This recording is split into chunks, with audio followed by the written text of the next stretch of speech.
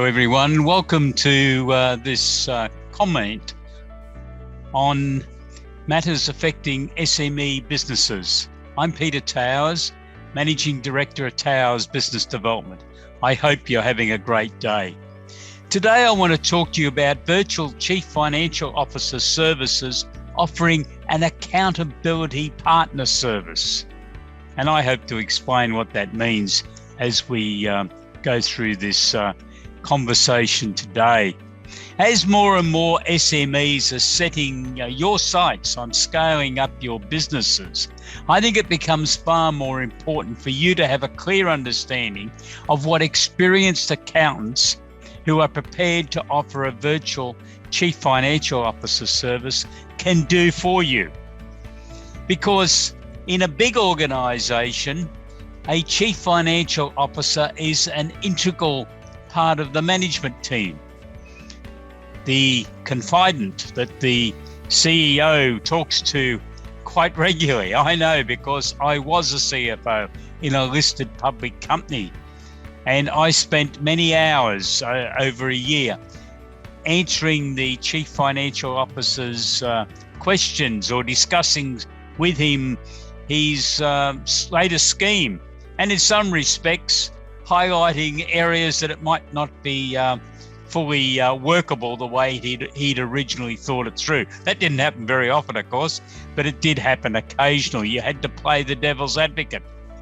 Who do you talk to if you're the CEO of a SME type business? Who do you communicate with as soon as you think of an idea or have a concept that you'd like to run past someone? This is where a virtual CFO who has empathy for the position that you are in as the CEO of an organization can be very valuable to you.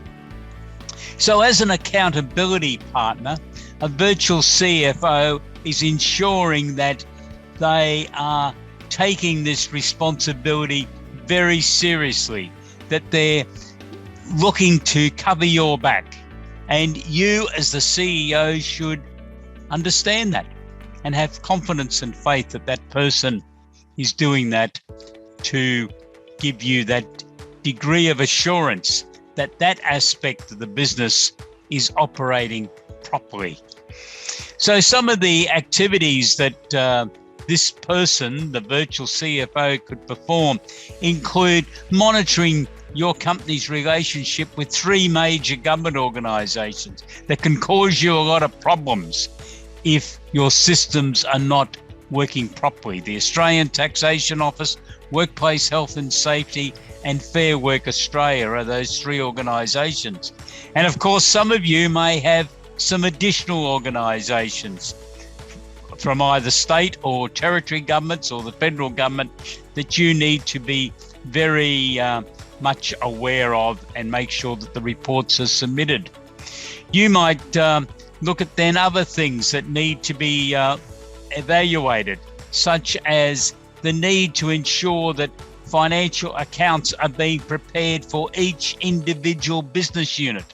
And that means that budgets are also being prepared for those units, key performance indicators, and that a system has been put in place to enable the results of these figures to be analysed, because on their own, a KPI doesn't mean anything.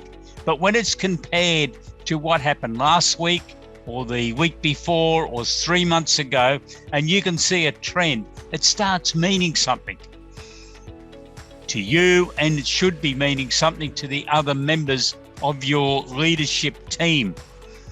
You need to know that costing systems have been implemented if they are needed in a particular operation. That if you have a work in progress system, it's been monitored to ensure that jobs are being charged out of that work in progress system as soon as a job is completed. It's just not left in the work in progress system indefinitely. Debtor systems need to be properly implemented. I think a written debtor system needs to be implemented, and training is given to the people who are involved in debtors to make sure they have a clear understanding of the need to process debtors' tax invoices promptly and to show on those tax invoices very clearly the due date for payment. That debtor statements, if you're still producing debtor statements, are forwarded within 48 hours of the end of a month. That the debtors' days outstanding calculation is made promptly at the end of each month, and all of the leadership team are aware of what that figure is, and also are aware of their responsibilities to be involved in debt collection to ensure that the debtors' figure is kept at the minimum. So there's a whole range of areas that the virtual CFO can perform a great role for you as an accountability partner. Why not join us for a free webinar on Friday, 10th of September at 2 p.m, where I will discuss these issues with you, and we will be able to look at all of this in far more detail. To register for the webinar, please go to www.towersbusiness.com.au and click onto webinars, and I look forward to talking to you on Friday. Have a great day. Goodbye.